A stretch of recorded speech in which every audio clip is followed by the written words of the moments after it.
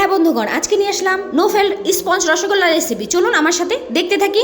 এখানে 1.5 কাপ পানির সাথে হাফ কাপ চিনি প্লাস 3 টেবিল চামচ চিনি মিশিয়ে নিয়েছি। ভালো করে মিশিয়ে নিয়ে তারপর আমি এটাতে একটা বলক তুলে আসা পর্যন্ত অপেক্ষা করব।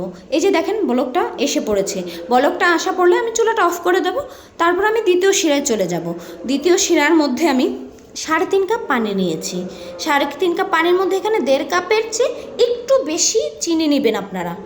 চিনি নেওয়ার পরে এখানে ভালো করে গুলিয়ে তারপরে চুলার মধ্যেই রেখে দিবেন, কারণ এই শিরাটা হালকা ঘন হতে থাকবে, কারণ এর মধ্যে গরম পানিও মেশাতে হবে। এই যে দেখেন 1 কেজি ছানা আমি তৈরি করে নিয়েছি, 1 কেজি দুধের ছানা আমি তৈরি করে নিয়েছি।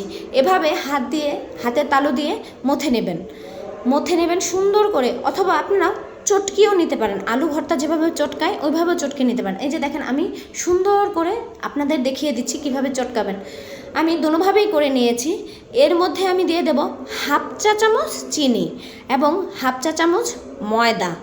তার সাথে যাবে আবার হাফ চা চামচ হলো কি বলে ওটার কর্নফ্লাওয়ার না থাকলে অ্যারারুটও দিতে পারেন। তার সাথে আবার যাবে হাফ চা চামচ গুঁড়ো দুধ। এগুলো সুন্দর করে মিক্স করে আপনি ভালো করে মিশিয়ে নেবেন। ভালো করে না মিশলে কিন্তু কি বলে মিষ্টিটা পারফেক্ট হবে না। এই যে দেখেন আমার মেশানো হয়ে গেছে। আমি সুন্দর করে লেচি নিচ্ছি বা সুন্দর গোল গোল শেপ করে নিচ্ছি বা ভাগ করে নিচ্ছি। আপনারা যেভাবে যার সাইজ অনুযায়ী আপনারা ভাগ করে নেবেন। আমি এখানে অন্যগুলোই সাইজ করেছি। দেখেন কতগুলো হয়েছে, অনেকগুলোই হয়েছে। 1 কেজি ছানার মিষ্টি অনেকগুলোই হয়েছে। এই যে দেখেন অফ কর্নার আমি গোল করে নিয়েছি। এই যে গোল গোল শেপ করে নিয়েছি। এগুলো এখন আমি ওই যে বলেছিলাম যে চুলায় রেখেছি শিরা, ওটার মধ্যে একটা একটা করে দিয়ে দেব। দেখেন দিয়ে দিচ্ছি। এখন হয়তো বা একটু ডুবানো থাকবে, আস্তে আস্তে করে শিরার উপরে চলে আসবে মিষ্টিগুলো। দেখেন এই যে দেখেন কি সুন্দর দেখা যাচ্ছে, শিরার উপরে ভেসে উঠেছে মিষ্টিগুলো। দেখতে খুব সুন্দর লাগছে, মনে হয় বলগুলো ভেসে আছে, তাই না?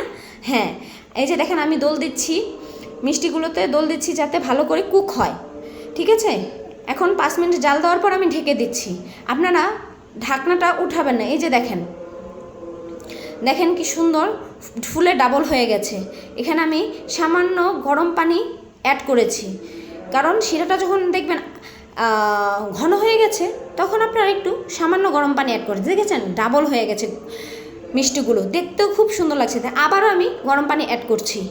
যতক্ষণ না গরম পানি এমনভাবে অ্যাড করবেন যাতে রসগোল্লাগুলো টেরই না পায়। দেখেন কি সুন্দর হয়ে গেছে আমার রসগোল্লাগুলো। যদি ভিডিওটা ভালো লাগে অবশ্যই সাবস্ক্রাইব